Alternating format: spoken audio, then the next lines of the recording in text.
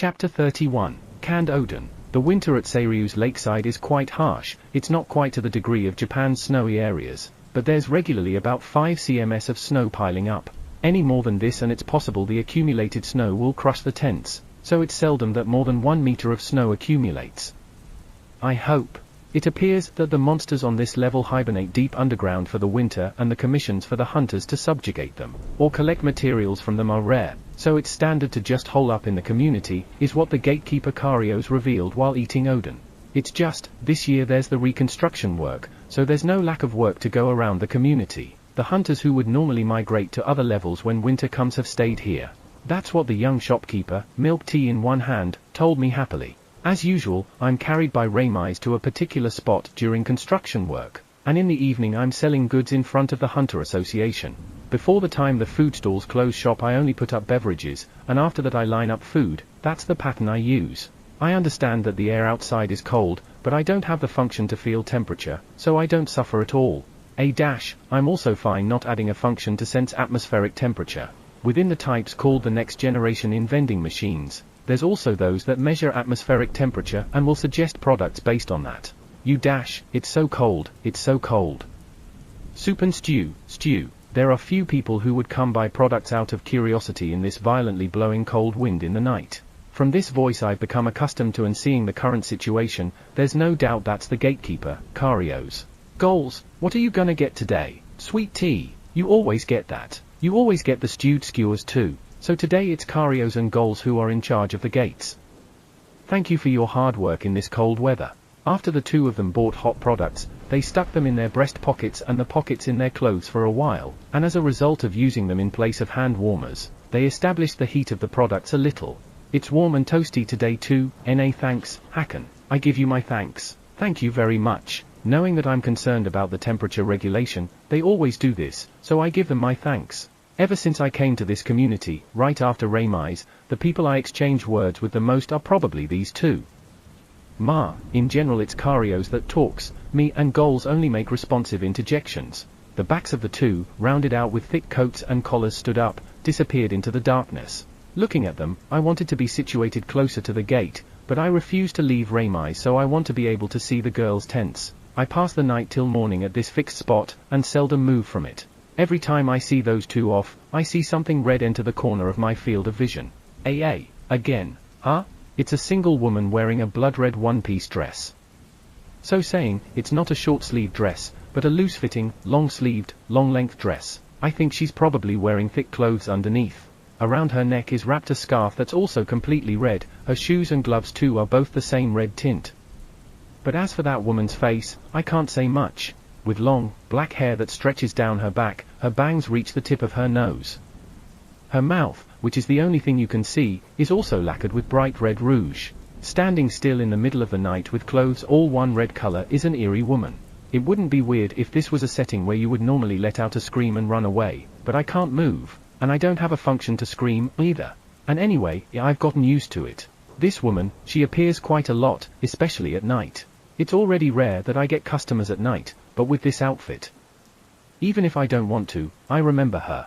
I think it's dangerous for a woman to go walking around at night, but if you ask me whether or not there's a person with enough courage to call out to this woman, I'd be a bit troubled for the answer.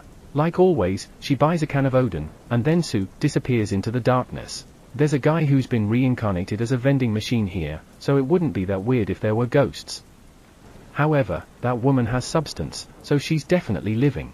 Furthermore, the moment she takes the canned Odin, her mouth floats into a smile. She might be a big Odin maniac. No matter what kind of person it is, the fact that she's a customer doesn't change. Furthermore, standing, set up one like that in a place until no one's around seems very sad and lonesome, so that calms me down. Anyway, today seems cold as well, damn it, even in this blasted cold, we're on guard all night. Give it up. Today too, the bald-headed Karios and crew-cut Goals are on guard all night. Although it's just among the community's guardsmen, they have quite the reputation, so on the nights that rare, dangerous monsters keep showing up, they're often put on rotation. So cool. If I had another scarf to wrap up in, I'd feel better. As always, it's an unpleasant color. I don't care about your opinion. My lucky color is red. A long time ago, a fortune teller who often got things right told me that. Honestly, I don't really know what to think about a grim-faced Ossen wearing a bright red scarf, but to each his own. It's the best for the concerned party if he wears things that he likes. Speaking of red, there's this rumor. The one about the woman in red, huh? Recently I've heard there's been a lot of people saying they've seen her late at night. If it's a harmful ghost, then they gotta exorcise it. In this world, there are ghosts, the objects of fear, but they're existences that might need to be exterminated, huh? As expected of another world. These two people aren't showing frightened behavior at all. That rumored ghost is, without a doubt, that woman. I also mistook her for a ghost at first, so I fully understand why there's that kind of rumor. The two men took up their usual canned Odin and milk tea in their hands, and quickly marched off in the direction of the gate. Right before the two's figures disappeared, the usual red-clothed woman cut into my field of vision. It might be a little late, but I just realized the conditions for that woman's appearance. She always comes right after those two show up. And then, clasping the canned Odin like that, she chases after those two in the direction of the gate and disappears. As you would expect, with all this information laid before me, even I will suspect it. This red-clothed girl probably likes Carios. She buys his favorite canned Odin, and she coordinates her entire outfit to the red color he said he likes. That stalker-like mindset is scary, but she's just watching over him from afar, so she doesn't mean any harm by it, probably. As she motionlessly observes them, a strong, cold wind blows, and it disturbed her bangs. I gasped at the face that came into view under it. Clear eyes and a well-shaped nose. Her expression with her cheeks dyed red is quite alluring to see. It was to the degree that I unconsciously used the vending machine security camera to record it. Carios-sama. Her voice, that I heard for the first time, is frail, the night wind drowned it out, but you can feel the heat of her feelings in it. I'm certain that Carios doesn't have a lover or wife, N.A. If she goes for him pretty seriously I think he'd fall for her, but it doesn't look like this woman has the courage for that. And then there's the matter of his own tastes, so there's nothing I can do but warmly watch over her. Clutching the canned Odin, tottering after Carios, once again she walks off in the direction of the gate. Auright, today's my day off dash. What should I do, Tilda? Raising his voice, Carios stepped up, almost skipping with merriment, and appeared in front of me. It's the first time I've seen Carios in everyday wear, but, Ma, it's pretty normal, N.A. It's just, the red scarf is too much. It would be best if he had an old masked hero's mask to go with it, it looks like. How about going to that tool store and getting some fixtures? It looks like Goals is going to guard after this, so he buys milk tea in his usual outfit. Oh dash, that's true. Just like you said, I'll go to the tool store. He's kind of so we're acting nervous. Staring at his reflection in the glass, he's checking that his clothes aren't out of order. Seeing this, Goals let out a small, laugh. Oh, Kari, then what should I bring as a small gift, Ara, Carios-san. Seeing the woman coincidentally passing by, Carios' back *pin to * went ramrod straight. As for the woman, with both her hands carrying bundles, she became petrified. What a coincidence. I was just about to go to the tool store, you know. Is that so? I'm also just about to return there. That scarf is always a beautiful red, N.E., really? I actually like red. Carios' tone is uncomfortably polite. Despite the cold weather, the temple of his forehead is covered in sweat. It seems like he's quite nervous. The woman as well, her line of sight is all over the place, and her behavior is a little suspicious, N.A. Aren't these two giving off kind of a good vibe, that woman's face? I've seen it somewhere. Her bangs are pushed back with a curved headband so it's in plain view, but it's that red-clothed woman. I have to bring up the picture from the security camera to match it, but there's no doubt. Could it be mutual love? What's this? I had thought I'd give them my blessing, but for some reason, I'm kind of irritated. Carios, if you're going to the tool store, then how about you take some of her stuff? Oh, nice follow-up. Goals. That's true. If you're alright with it, would you let me carry your baggage? Thank you very much. Receiving the stuff, the two of them walk away shoulder to shoulder. Watching their backs, Goals heaved a large sigh. Good grief, they should hurry up and get together already. Welcome. I think so too. I voice my agreement to Goals. Late at night, as the same two guys take their leave from in front of the vending machine, once again the red-colored woman, the tool store's shop attendant, made her appearance. As always she clutched the canned Odin, watching Carios' back. Kario-sama. How should I convey these feelings? She is definitely a maiden in love. According to Goals, previously in the community, there were some hunters with nasty behavior that tried to drag her off somewhere in the dark, and it seems like Kario saved her. With that as a trigger, somehow or other, before he knew it, he had seriously fallen for her. With his overexcited personality as a bad habit, and the woman seeming to be a late bloomer, he was unable to take the first step, and it dragged on until it reached the situation they're in now. The tool store girl too, she seems to have become aware of Kario's ever since the previous incident. Goals, watching from close by, wants to think of something to fix this irritating relationship. A chance, huh? Calling out to the man would be the best, but in front of that stern face, that girl will be too nervous, so she won't be able to speak well. That said, if she had an excuse to approach him, then, nah, there's that, isn't there? Ha, today as well, I'm wrapped up in your favorite red, but I can only look after your figure from behind. Ignoring the girl who began to talk to herself, I changed my body. It's the vending machine I was when I offered vegetables to the food and beverage stall owners. These are vegetables. Tilting her head in front of the daikon I'm offering, the girl opened the glass lid to the locker. Is it okay to take this? Welcome. Confirming, the girl timidly took the daikon. Now I change into egg-selling mode. And then, like before, I offer 1 pack of eggs. Next, this time I drop down chikuwa, fish paste cake. It might be a little late to say this, but the wealth of vending machine products is surprising. This is something that I found in a certain parking lot. And then, lastly, I return to the usual vending machine mode. It's a bit out there, but it's a product I like. It's flying fish soup stock in a plastic bottle. This was something I discovered in vending machines in Osaka, but the flying fish made it a bit expensive. In other words, there's a single, whole flying fish stuck in there. To have received so many things, what should I do with them? For my last act, I dropped down a canned odon. Seeing that, the woman's eyes went wide and she stared at me. Looks like she realized it. You mean, these ingredients, they're to make this stew, Welcome. Thank you so much. With this, I can make that person notice me. Understanding everything, the girl bowed her head towards me many times, then rushed away in a directions different than the usual gate's direction. Seeing her earnestness, I hope it will go well, but thinking that Kario's spring has finally come, I think it can't be helped that I'm irritated. Goals, Hakan, love is so wonderful. It's like every day is sparkling. That's right, it was yesterday. She made me her home cooking again, and it was so good. A few days later, the girl made odon and invited Karios for a meal. With that as a chance, the two soon became lovers. And from then on, every day, me and Goals were subjected to listening to his fond love talks about her. Goals, with a face of absolute boredom from the bottom of his heart, is shooting cold stares at him, but Karios completely doesn't realize it.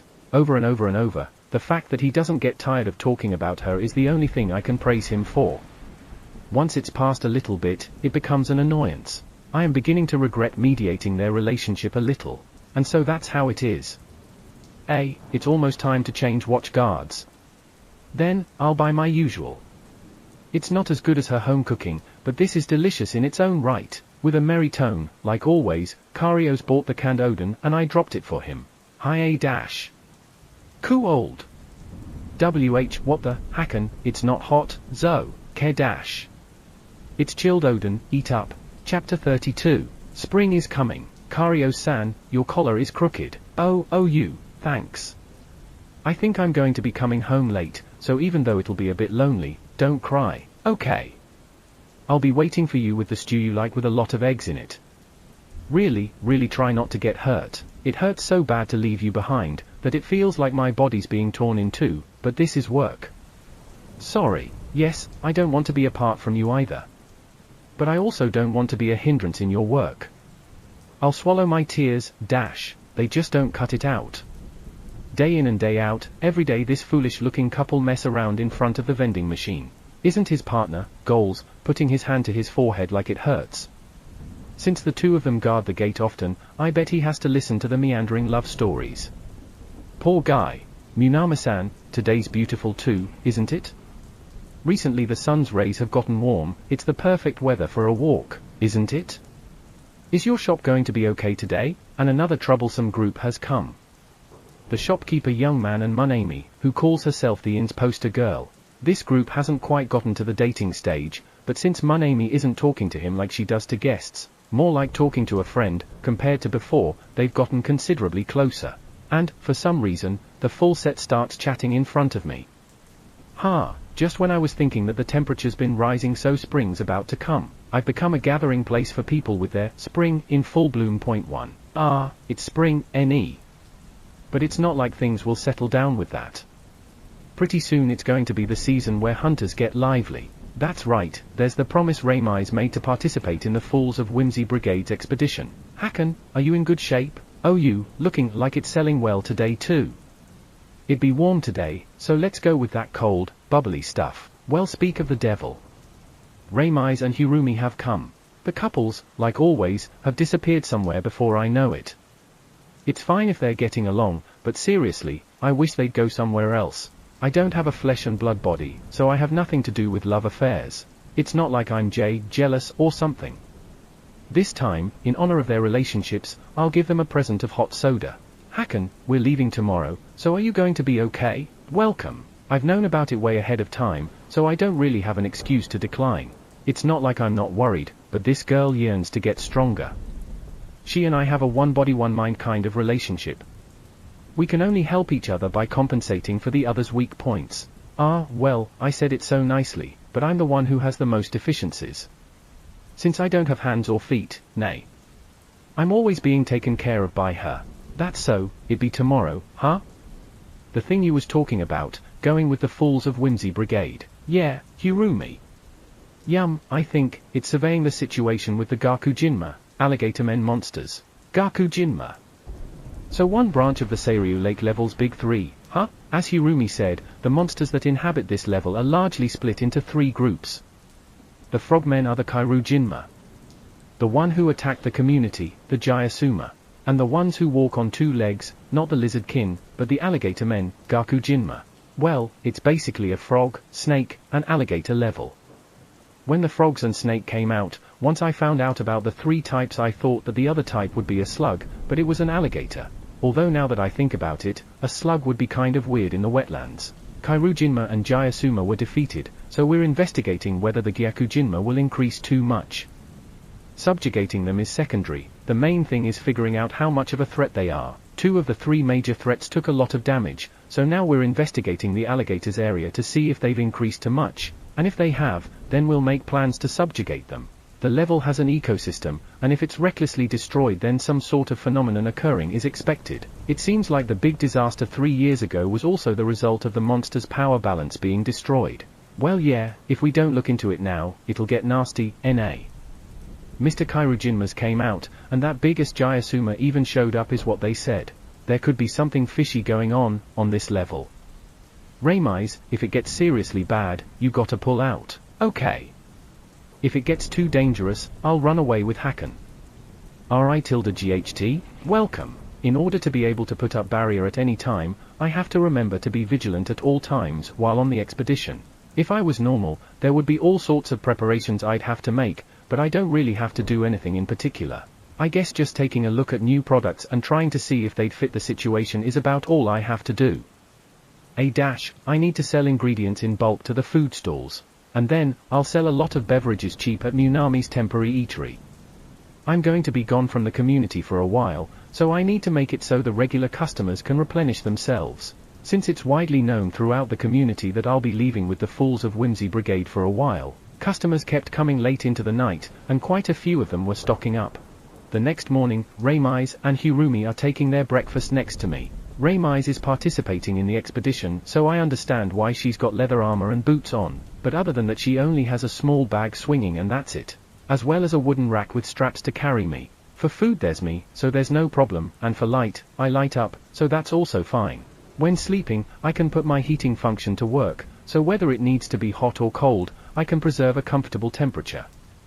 I can even put out a bath towel. With that, I have most things accounted for. And then, since she has to carry me, she can't bring much other large luggage. Most of the necessary things are going to be prepared by the Fools of Whimsy Brigade, so there's no need to worry about it too much, huh? Yo dash. Raymais, Hakan. All set? Appearing along with his voice and trademark 10-gallon hat slanted on his brow is a man with a scraggly beard, Leader Kerryoil. Next to him is the blue-haired vice leader, Filmina-san. Good morning everyone. As long as there are not any problems, there should be a luggage carriage waiting at the gate. Okay. We're ready. Hakan, let's go. Heave-ho dash. Like always, she lightly carries me, and follows behind the leader and vice leader. We were always inside the community during winter, so it's been a while since we've gone outside. Recently, rather than saying it's another world, it feels like we're shooting a fantasy movie. During winter the people who carry dangerous-looking things had become few and the simply dressed people had increased, so I'd forget that I was in another world from time to time. Ma, the bear president and other animal-faced people would show up from time to time, so I'd get pulled back to reality, though. In this world the beastkin aren't the fancy kind with just cat ears and tail, they're the ones with the face of the animal. The frogmen are like that too, but they're the type where only the skeleton is kind of like a human. Living in these walls be constraining, N.A.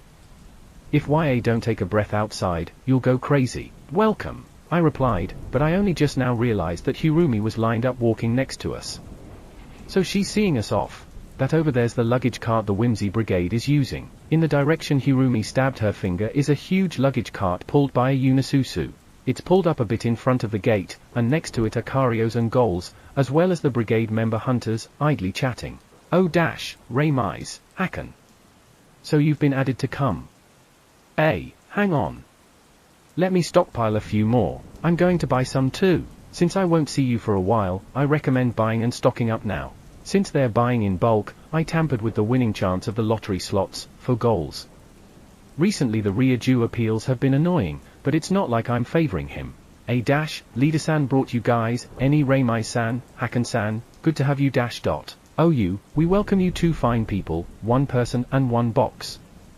Good to have you good to have you, good to have you This brigade seems to get along with each other really well, they do tentatively have a hierarchy, but basically everyone's pretty overly familiar with each other.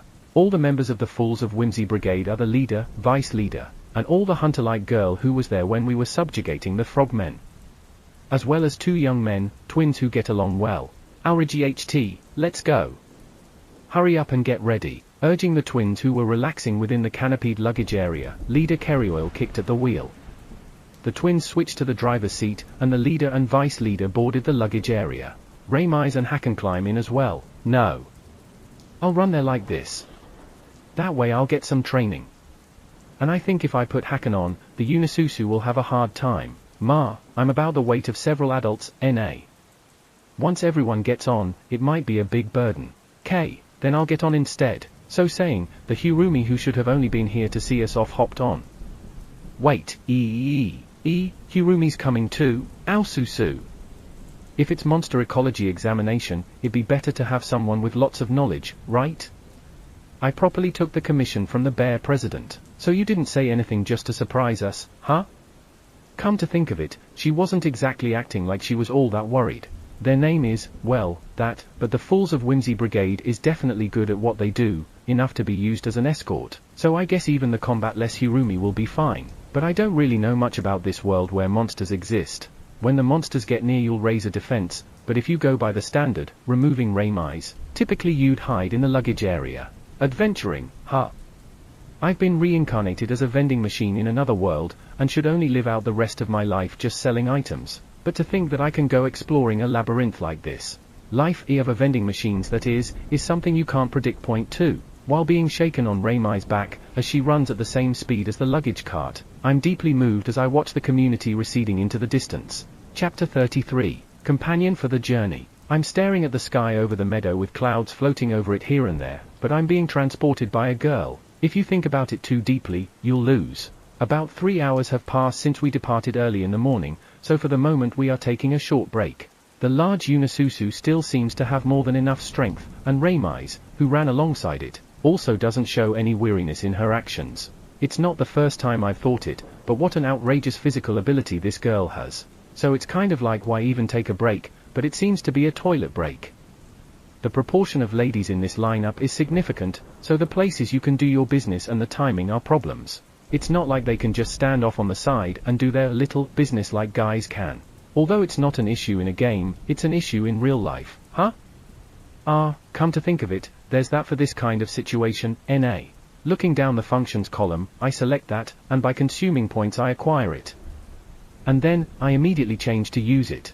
I've already been left behind next to the cart, but the twins and the hunter-like girls who watched me change form dropped their mouths wide open. So these people hadn't seen this before. Hakan be showing us some function again. What the? There's something attached next to him, Zo. Like Hirumi said, this time I didn't change my main body, but a new object has made its appearance next to me. It's a long and narrow locker-like object, with a height exactly the same as me. The bottom half is a trash can. The top half has a lid inserted, and if you undo it, inside is a folded-up chair, a cardboard box, and a long, thin piece of cardboard stowed in it. What is this? If Hakan takes it out with this kind of timing, this gotta have some meaning to it. Welcome. For now, it okay to open it and take stuff out? Welcome. As Hirumi took out the contents without any hesitation, Reimise and the Fools of Whimsy Brigade crowded around and peeped over here with great interest. This is a collapsible chair, huh? But how come there a gaping hole where you sit? This box made of this weird-ass feeling material, inside there's some mysterious paper? It's probably okay to open it, N.A. Welcome. I'm just gonna do what I want, so if I shouldn't, just stop me. K then, this tough paper is actually a bag. Nay, Hirumi. Doesn't that bag look like it would fit through that hole in the chair perfectly? NNN-O-. Perfect fit. Good going, Reimise. Then, this other thin box. Open this as well, inside is a transparent bag, and in that is, UOO-. When took it out, with a pop sound, it expanded out 3 times as long. That's a folded-up tent, a convenient item that you just need to spread out and it opens. That freaked me out.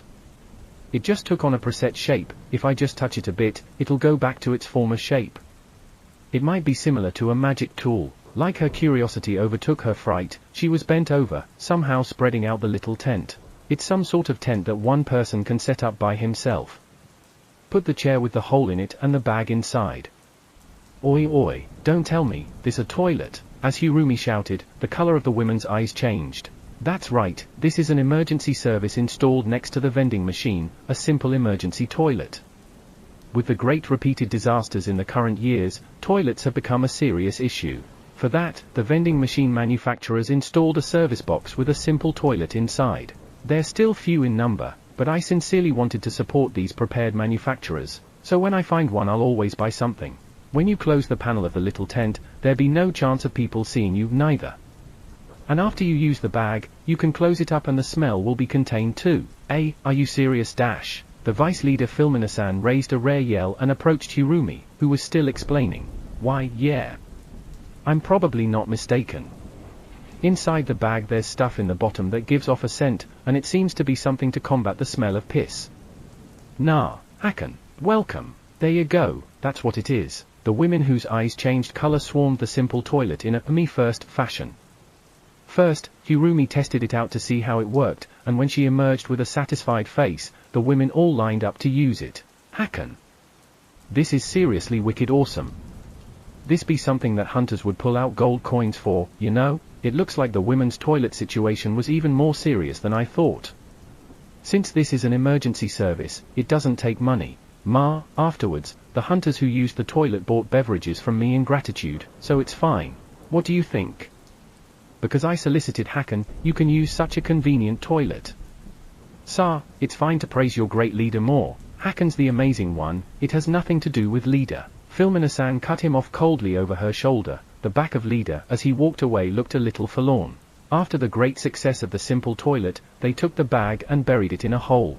The things that come from the products have the possibility of disappearing, so when thinking about ground contamination, if the bag disappears, the waste will just return to the earth, probably. The simple toilet was folded up and stored in the cart. Since the emergency set consumed points, it won't disappear, so I'll let them have it. Although I'll retrieve it after the expedition is over. Let's take an early lunch next. Alright, now it's time for the real job. I've sneakily lined up products at half the price I sell them for in the community. Normally, in this type of situation you would sell them at a higher price, but since the Fools of Whimsy Brigade promised me payment before, I'm doing this as a favor for good publicity for the next time Reimise does Hunter Activites. This compacted and grilled cereal is tasty. Oh, seriously. This stronger seasoned pasta is also real good. The Guy twins are getting along and splitting the food. One of them has red hair, and the other has white hair. In my head, I'm going to call them the red-white combo. Point 1 by the way, people call them just like that, red and white. Ha, to be able to enjoy such great food while on an expedition, I'm so happy and grateful. The archer girl who has hair short enough to see her neck, so that you could mistake her for a boy at a glance, raised her high-pitched, anime-mo character voice. Takoyaki, yakisoba, cup ramen, Kara age 2, and a 2-liter of cola were placed in front of her. All of the contents within have disappeared. She's a small-sized woman, but she completely demolished all of that by herself. Her manner of eating is as frightening as an eating contest champion's. Shuei is a big eater as always. Thanks to Hakan-san, we don't have to worry about how much food we have remaining this time. With one finger toying with her blue, wavy hair, Vice Leader Philmina lets out a sigh. Just bringing a big eater like this along for a long-term expedition, you'll run out of food reserves immediately. You mean this time you won't make us go out to catch a monster to roast whole dash? What a relief, seriously, what a relief. The red-white twins are so happy they're hugging each other. So previously they've had to go catch a monster to eat each time, huh?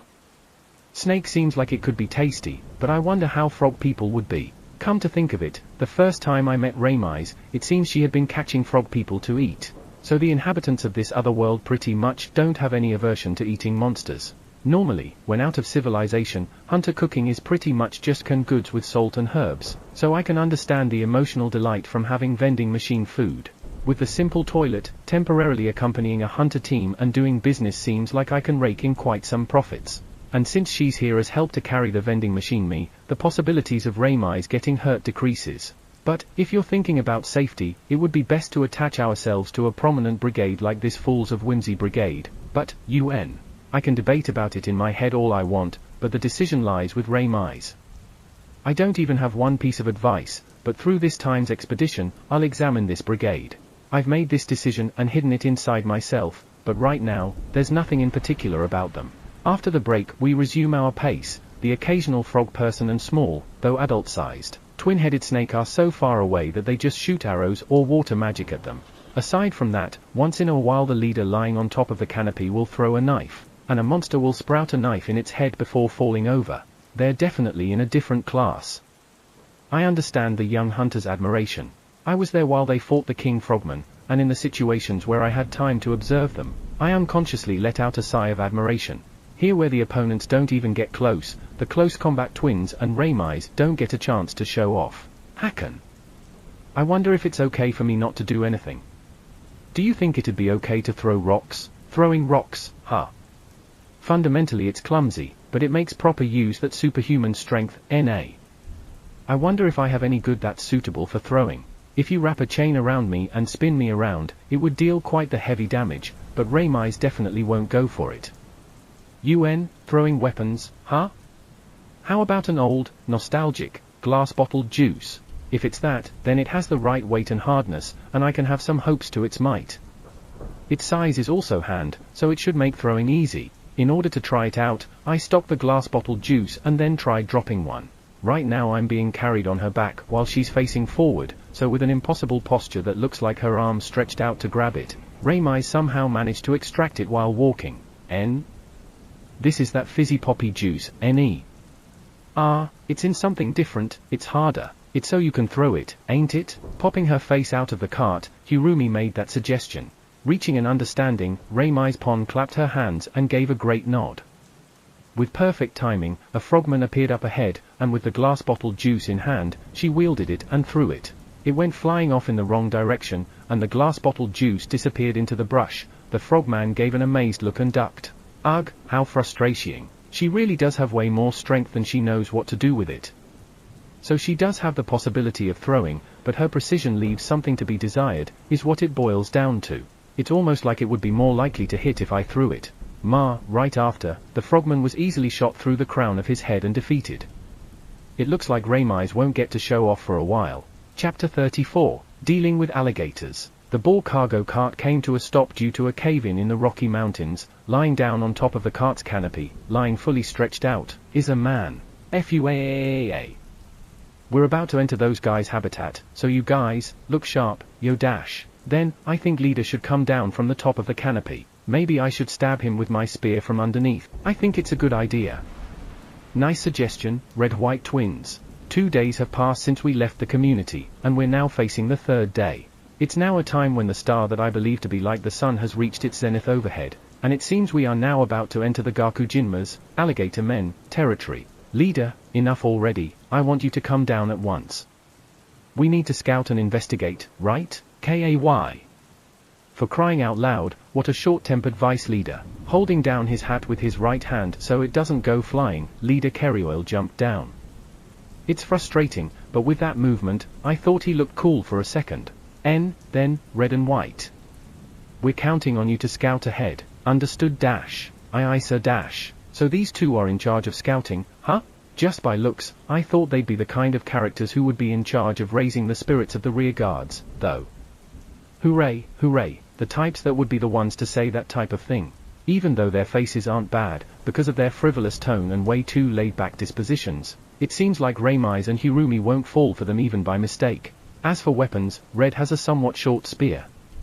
White has a short sword. Their equipment has the feel of a business shirt made out of a heavy material. The color is a faded brown. They've been used quite a bit, it seems. Oh dash, their expressions went straight all of a sudden. Their eyes have sharpened, and the atmosphere they had about them changed in a second. If they were always like this, they'd probably be popular with women. Taking a low stance, the two disappeared into the tall grass. Just walking in a wetland should make it hard to take a step, but they're moving without even a sound. Completely different from their looks, they're excellently capable people, huh? Alright then, now we wait leisurely for some time. Hakan, are there any tasty snacks? The sweet tea for me. Welcome. So it's leader and vice leader's relaxation time. They don't have even a fraction of worry. The other short-hair, female brigade member that was there only fine-tunes her bow. There's not a single concern towards the two that disappeared. Is it trust that they have? Reimais leans on me from the backside, and, seemingly feeling good, takes a nap. Hirumi seems interested in the construction of the can, so she swigged it all in one gulp and fidgeted with it and turned it over, writing things down in a notepad. They're way too defenseless in this area where the Gakujinma roam, but their abilities are top-notch. There's probably no need for me to keep an eye out. However, I never want to make the mistake from before due to carelessness again. The sun is about halfway set, and each of the Fools of Whimsy Brigade began to make preparations for camping. Reimais wanted to help, but she was gently refused. With her superhuman strength, the fixtures and tools would be broken, so I guess they're being cautious against that. She sits next to me looking slightly lonely, so I give her a present of hot milk tea. Don't be so bothered by it, it's fine to be cared for. Look at Hirumi, she's over there with her belly showing, full-heartedly scratching while fast asleep. It's better if you don't imitate that. We're back, yo, we're home dash. UO dash, that scared me. Exactly when were the red-white twins standing, lined up, next to me? It's unknown whether a vending machine has the ability to detect presences, but I completely didn't notice them at all. Leader. We checked around. Good job. We'll be having dinner in a bit, so before that, go ahead. Aye sir dash. It's probably about 2 hours northeast from here. NA, red, seems like, NA, white. There's a small bog there, with about 30 of them splashing around in there, so they call each other red and white too. It's kind of a careless report, but is it going to be okay with that? I'm a bit worried. So there's 30 gathered, with that much in a flock, how's it? The leader's gaze went towards Hirumi, who was now examining the material of a plastic bottle immediately after waking up. It's a flock if it's over 10, it's on the big side if it's 50, but it's less you say. If it be 30, then it's a mid-sized flock. What's the size of a single one? N2, standing up, it's about our size. NA white. Yup, red. I thought it was overall the same. They're a little shorter than me, so about 175, they're quite the large-sized creature. If I take the approximation from the frogman and apply it to alligators, the spine will extend and it will walk on 2 legs. If the arms and legs are about that long, then it seems it will be kinda slow. It seems a bit shorter than usual. It usually about 2 meters in height. If the frogs increased, but the flock didn't, then it could be they didn't attack and were short on food, nor, if there's 30 around, then they could manage against a group of about 100. So you mean, if we figure it simply, that means the alligator men have 3 times the power of the frogmen. It's an alligator, with hard skin that can be used as armor, and the tail and gigantic mouth make splendid weapons. It's not a mystery where that increase in power comes from. We aren't specialists on the hierarchy of this level, so we don't really understand. The Gakujinma, alligator men, I guess they are the strongest of the three great powers on this level. If the Kairujinma, frogmen, increased, then the food increases, so shouldn't it be hip hip hooray for them, if YA think about it normally? But this time there be a King Kairujinma. It's unknown as to how a king comes around, but that thing has stupid ass fighting power, so it's a problem when it's commanding a group. They gather together small groups and wrangle in the stragglers. So what you mean is, the Gakujinma aren't going to carelessly lay their hands on that. And the Jayasuma, double-headed snake, too, that's why it would prefer to go after the community. That was something I was curious about. Normally, Jayasumas are things that go about acting alone, being large creatures that measure 2 meters front to back is what I heard. After a Jayasuma eats, it sheds and then repeats and gets bigger. That's the kind of creature it is. It got meat that's a fine quality item that you can get high prices for, so there's a lot of hunters that go after them. They prowl around alone, so they the best prey. So the Kairujinma, frogmen, are targeted by Gakujinma, alligator men, and Jayasuma, double-headed snake. The Jayasuma, double-headed snake, is aimed at by the hunters. The Gakujinma, alligator men, is neglection play. So it that. Their food all gathered to the king's side, the Jayasuma ate the few stragglers left behind, and they got so big that it'd be hard to do something against them. And then, ain't it that their food dwindled and so they got weaker, I see now . Well then, isn't it better if we don't do anything in particular and don't meddle in it, leader? The Gakujinma are meat eaters, right? If their food supply is gone right now, to quell the starvation, exactly what do you think they will attack? It would be us humans, huh? Alright then, let's wipe them all out. Exactly what will happen to this level's ecosystem then? If the monsters are completely wiped out, would it be that they just disappear from the level? Or would it be some kind of mysterious dungeon power that will bring forth an outbreak? If I asked Hirumi, I'm sure she'd happily teach me, but I don't have a way to ask the question. That's true. If we wipe out the flocks near the community, there should be no problems. Vice Leader Philmina agrees with him, on this rare occasion. Oh yeah, the Seiryu Lakes level is something you can't reach from one end to another within 3 weeks. I can understand that there'd be no problems if we wipe out the flocks within 2-3 days of the community. And so, seriously, what should we do? The request was to bring back information on the flocks, see? We don't have to particularly go out of our way to defeat any, our pay is still guaranteed, but the materials off of them sell for a lot. We can lend a hand in weakening the main force by reducing some of them. The materials can sell for a lot, you know. Our Vice Leader Philmina is strangely proactive. Is the Fools of Whimsy Brigade going through a management crisis? Vice Leader's always someone who argues when it comes to money, NA. Even though she's usually someone who's calm and collected, NA. Previously, even though I didn't eat all that much, she got so mad. The brigade members gathered together and exchanged words in low voices. So this is just the miserly potential, huh? But next to the careless-seeming leader, you become strict concerning money. Just looking at him, I think it seems like a tough position to be in.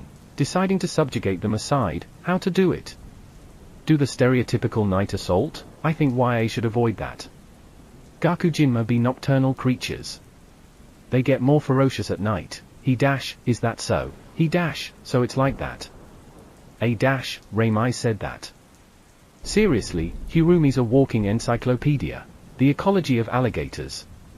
Previously, when I went to the zoo to see an animal feed vending machine, when I peeked into the alligator corner, what was it that was written there? If I remember right, alligator feed is. I think I have memories of seeing it written as fish and chicken meat. Vending machines don't deal with raw meats. Fish, as boiled paste, so, chikua aside, there aren't any. As for other characteristics, there's talk about the frogmen being weak in winter, so alligator men should also be weaker in the cold. Alligators are cold-blooded, so the possibility is there. In the first place, they were saying that we should scout out the alligator men before they entered their active period.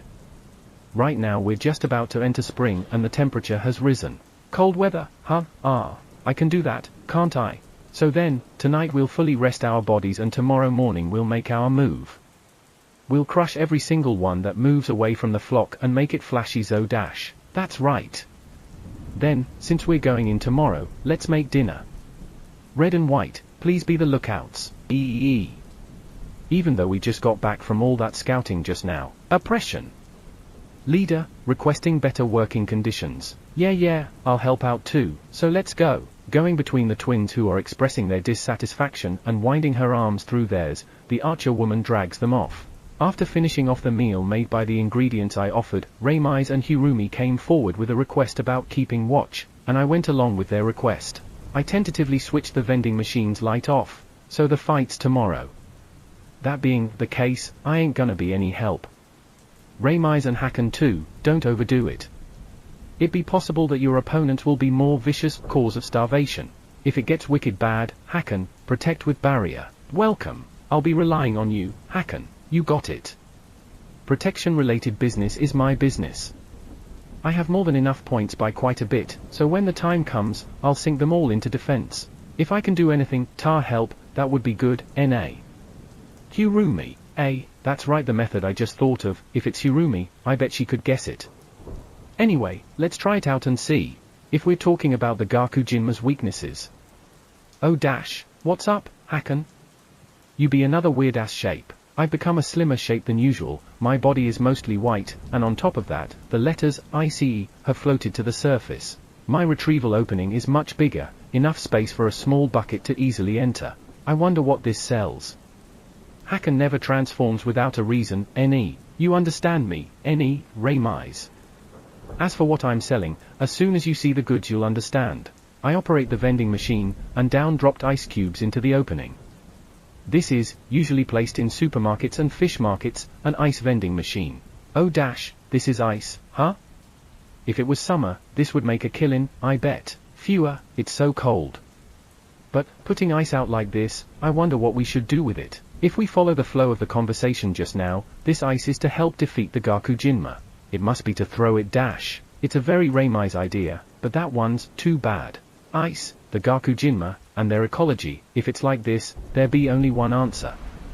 Hakan, can YA put out all this frozen stuff like full gone crazy? Welcome. So that be it. Ain't this going to be interesting? Any, I want to know too, so tell me dash. Reimais, who couldn't follow the discussion, puffed out her cheeks and sulked. I'll leave the detailed explanation to Hirumi. Because I can't bend over to listen to what's being said. I'll entrust it to you. In exchange, I'll keep doing my best to keep watch. Whiling watching over them, trying to soothe Reimais, I expand my omnidirectional field of vision to the maximum it can go and, before she's pacified, I do the watch on my own. The next day, Hirumi explained the plan to the Fools of Whimsy Brigade, and since they were all for it, they're going to cooperate with us. With the red-white twins leading the way, we reached the banks of the brook that flowed into the pond, and once I was situated there, I poured ice into it. The brook can't be more than 30 centimeters in width looking at it, so the volume of water isn't significant, but it's the perfect conditions for the ice to float on the surface of the water and flow in. Sa, keep it going. Ma, I have my doubts as to how much this ice will be able to lower the water's temperature, but for my plans for the bog, it shouldn't matter too much. It's early spring, so the water should still be cold enough so that the ice shouldn't melt much. The bog the alligator men live in is shallow, so like that the water temperature should lower. If it manages to work like that, that'd be great. The time when the Gakujinma are in the water is the absolute worst to have. So if the water temperature is low enough that they don't want to leave the bog, it seems that would help out a lot. Like that, the ice is going to be a great play to make. Asterisk clack clack asterisk with clinking noises the ice was emitted in huge quantities. The conversion from points to ice is really light, so even if I continued to put it out for about an hour, there would be no feeling of sacrifice. And with this, if the temperature goes down a little bit and make those guys move weaker, that is also a profit. If it makes Reimais' battles easier, just this amount of expenditure is cheap spending. Chapter 35. Alligator Killing. Leader. The Gakujinma are getting up onto the bank. It looks like they're shivering because it's cold, yo dash. Seems like they're lying down listlessly. Red. When Red, who had gone to scout the situation of the bog, came back, he gave his report. Leader Kerryoil, sprawled on top of a large rock, said, "Good job," lifting a hand. "It looks like a good situation, but even if you say they can't move, the other ones of those guys will respond if we attack." Vice Leader, is it possible to use fog magic to obstruct their vision? Kerryoil, it's not like I can't, but if you wanted me to cover the entire bog, it's impossible. Fulmina, oh, fog magic huh? Mist floating above a bog has an elegant sound to it, N.A. I would definitely love to see it, but but the area it needs to affect is too big, huh? If you want an outbreak of fog in the swamp, then this time, if I use that, I can lend a hand. Then, what are we going to do? Split those guys apart, what you doing, Hacken? Kerry Oil. Seeing me changing my form, Leader Kerry Oil's hat slid down. This time's form change is the type that has a silver body with a transparent door attached halfway up. Upon opening the door, the contents in there is a silver tube, from which a white mass dropped. From that a white vapor rose and ascended, it was all contained inside. What is this? It's too cloudy to be ice. It's something like snow clumped together and hardened? Kerry Oil. Since he's curious, Leader jumped off of the big rock and brought his face close to the white clump, peering at it. When he went to poke it with his finger, I dropped more of that and said, too bad, Leader-san. I think Hacken might be trying to say that you shouldn't touch that, NA. Red or white. If you touch it with your bare hands, it might be dangerous, I think. White or red. Welcome. Hacken. The two are correct. It would be easier to show them than explain, so I dropped more and more like crazy. The white clumps that overflowed from my retrieval opening fell into the river. The moment it touched the water, the white clump erupted in huge plumes of vapor. What the? Smoke is coming out like crazy. Kerry Oil. Leaping to the side, away from right in front of me, he stared at the white smoke emitting and streaming from the white clumps, the dry ice. That was a great reaction, Leader. I think everyone's played with dry ice, putting it in water to emit white vapor, at least once. With this I think it could be a substitute for mist, but what do you guys think? Hacken-san. This is amazing. With this, mixed with my fog magic, we might be able to cover the whole bog area. Fulmina, ain't you so capable, Hacken? Can't expect any less from the magic tool I got my eye on. Hirumi, much more useful than Leader, NE. Fulmina, Guawa dash. Kerry Oil. With Fulmina the Vice Leader's cold-hearted declaration, Leader clasped a hand to his chest and fell back. Mao, we should hurry up and make Hacken the leader. White. That's a really good idea, White. The name Fools of Whimsy Brigade is a lame name too, so let's change it to the cuter sounding Hacken Brigade. Red. Why you guys, I really racked my brains to come up with that. To think that that's what you really think about a name just overflowing with good taste .. Kerry Oil. As Red and White continued the harsh pursuit, Leader resisted them. Well, I mean, it's whimsical fools Asuyo.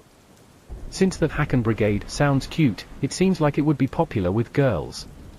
If Hacken-san becomes the leader, I'd be able to eat all I want, NE. I'm in agreement. Shuei, you are Kerry Oil. The female brigade member finished him off. Leader crouched, hitting the ground. How pitiful. All right. Let's leave the horsing around at that. Leader, don't give in to your inferiority complex and give out your orders. Fulmina, Kudash, you guys do whatever you're supposed to and defeat them. Your useless leader is just going to watch over here while drinking sweet tea. Kerry Oil, he's kicking a rock on the riverbank, it's easy to see that he's sulking. Are you a child? What this leader said didn't pass at all, and his brigade members dragged him off. Yum, I want to go too, but we can't just leave Hacken behind here, NE. Then, can you watch house here, Hirumi? Ray Mize, welcome, YA, don't worry, just go. If it get dangerous, get back here. Hirumi, I'm off, NE-, Ray Mize. While I still have the duty to continue to drop dry ice, I can't move from here, but it makes me uneasy to not be together. She's only weak against opponents who hunt in big groups, so I think she'd only get done in if she's careless, but I'm worried if she's not there at my back. Ma, don't get so worried. The Fools of Whimsy Brigade be an amazing hunter brigade. They also know when to quit. If it gets bad, they'll get back over here. Hirumi, as she bang strikes my body, she seems to have apprehensions too. I will believe that it will be fine. I have to concentrate on my own job or else. Dropping the dry ice in the brook, I can't do anything but stare in the direction that disappears in the midst of the overflowing mist. I'm bored, Hacken. Hirumi, welcome. Hacken, one person and one box who are bad in combat can't do anything but this. I have to continue sending down dry ice, but even though I was reincarnated into another world, I don't have any fighting techniques. It leaves an unforgivable feeling. I'm just gonna blabber because I'm bored, so keep me company. Hirumi, welcome. Hakan, this time I got the task of reconnaissance, but I want to talk about the request I got directly from the president. The request is, recently Seiryu Lake's level be acting weird, so investigate. That's how it is. If this time the Gakujinma are being weird too, then we gotta be wary. Kurumi, the king frog and the oversized giant snake. I might not be an original citizen of this world, but even I realize that the state of things is weird. Furthermore, I also think there's something or other about the Gakujinma. I don't think Hakan knows, but each level has some existence YA call the ruler. YA have to defeat that in order to be able to unlock the next level. If that happens, once the level's ruler gets defeated, it's rare for it not to revive. But the revival is pretty rare. We don't get the requirements even today, but there are even some times when it takes several years, or even several tens of years. Kurumi, ruler, huh? The boss character that often appears on the level of a dungeon. In front of the stairs that connect down to the next level, in front of doors, it's an existence that lies in wait. And so, the president thinks that all this must be from the ruler reviving. The leader from the Fools of Whimsy Brigade are also saying this. That's why if there's any hint of something seriously wrong, they'll retreat without even considering anything else. Oh yeah, if YA beat that ruler, rumor has it you can get your hands on some awesome treasure, although that's a lie. Kurumi, this time's reconnaissance is quite the important task. But I wonder what kind of creature this level's ruler is. A frog, alligator, snake mixed chimera? As you'd think, being really big is the standard for that. It's probably over 5 meters in body length, I bet. If there's a spot where I can observe safely, I'd like to check it out. If the ruler really did revive, it might be better to consider moving to another level or above ground. I'll have to leave all of that up to these two girls as well. I'm interested in the existence called the ruler, but right now, Reimai's safety, thinking of it, I'm uneasy, thinking that something is going to go wrong. But YA no matter what, there ain't much risk for us pulling the attentions of the ruler. Kurumi, we call that a flag Daizo. If I keep that bad premonition to myself, it won't happen, so I'll be careful. Understanding that, I didn't let out even one retort, but that thought immediately disappeared. What is this shaking, Kurumi? Bit by bit, the part of me that was connected to the ground transmitted the sensation of vibrations. There's nothing but bad premonitions, but I direct my line of sight to the origin of the sound. I can see the ball cart stampeding in this direction. The canopy of the cart has been completely destroyed, so the people inside are completely visible. In the driver's seat are the red and white-haired twins. Behind them with a flustered face is Leader.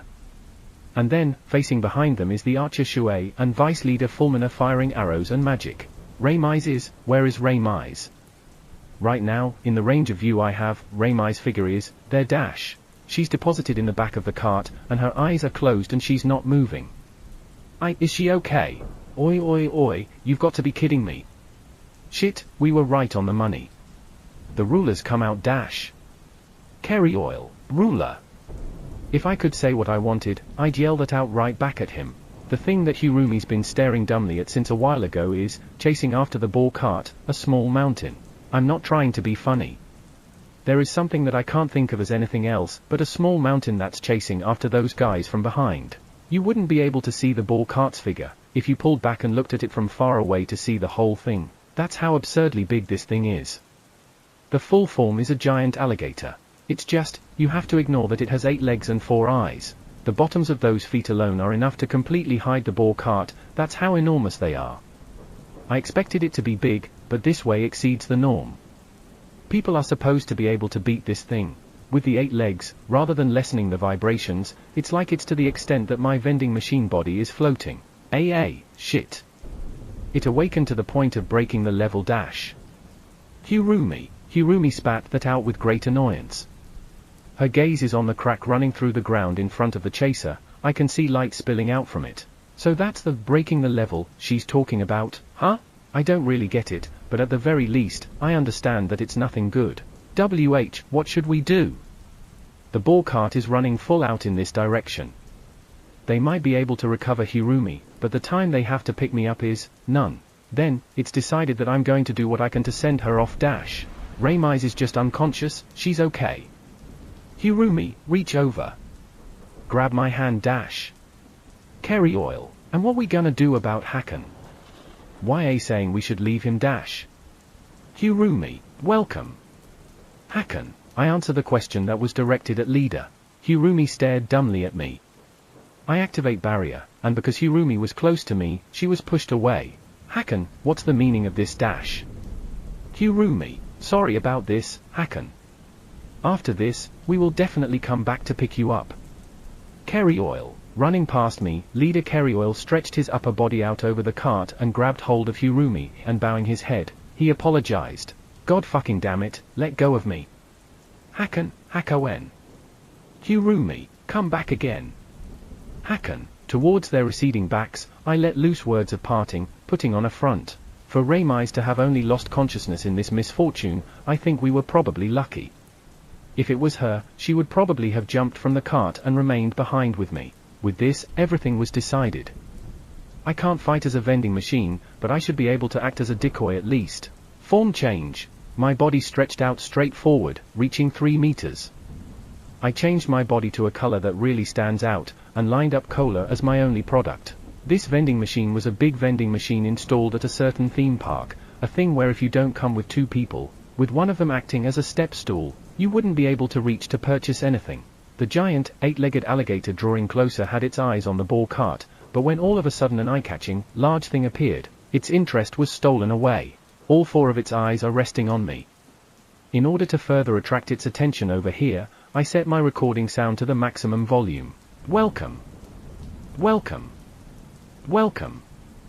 Welcome. Hakan. With my loud voice echoing all over, the 8-legged alligator reacted. Its glare filled with bloodlust stabbed into my iron body. Oh, it's scary. What will I do if my products freeze over?